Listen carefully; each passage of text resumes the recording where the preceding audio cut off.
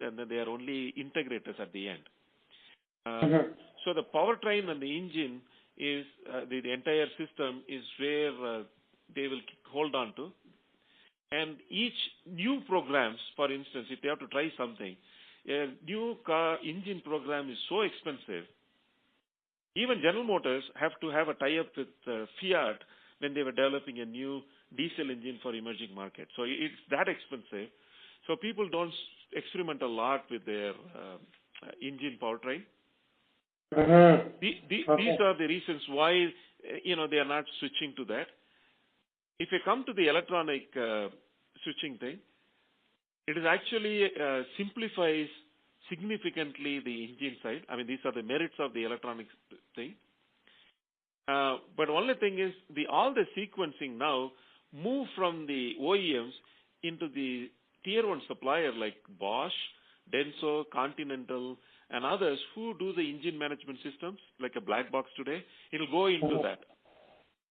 So there are many times I've been in meetings where if the folks who make engine management system and OEM are in a meeting, you won't be too sure who is the customer, who is the vendor, because vendor has a triangle hold on that. Interesting. Yeah.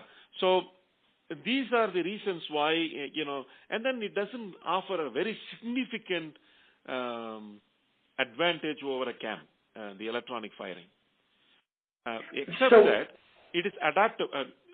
Yeah, you can ask the question. I can answer it. Because I was reading, and there's the Swedish company with the supercars. What is it called?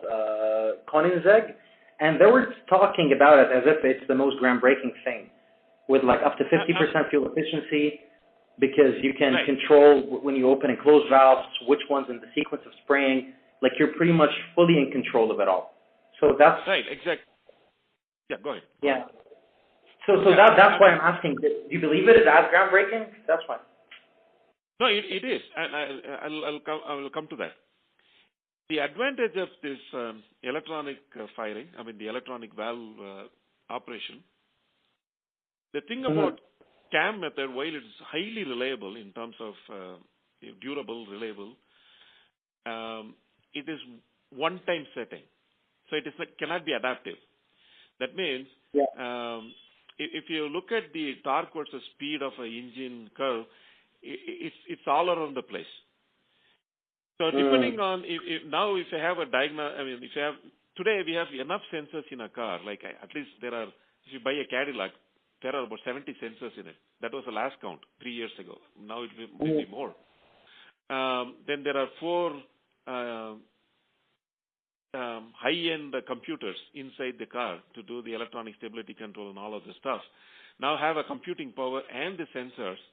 What I could do is adaptively, depending on your cruising speed, your altitude, and the fuel air mixture, all combination, I can open the valve adaptively if I have a good model of the engine and the combustion.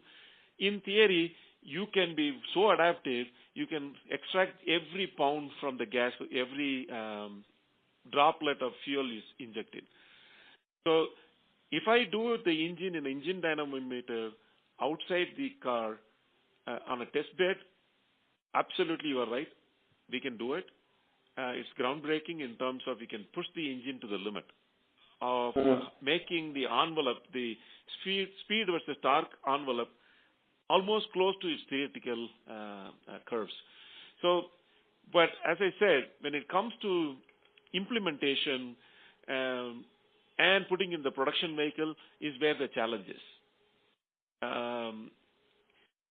So, in theory, I agree with you. This is groundbreaking in the sense, per se, it's not groundbreaking because everybody knew. All you require is a solenoid, which has existed for 100 years. If you send an electronic signal, it's going to open the valve. And if you cut off the signal, it's going to drop off. Fundamentally, there is nothing big in terms of actuation because it's a probably 150-year-old technology called solenoid. But what the technology is, having a model of the combustion, a math model or a simulation model, having the right number of sensors to know what my state of my engine dynamics is and the car vehicle dynamics is, and then make a decision based on that on the fly, real time, and then fire the cylinders based on it. That's that's fine.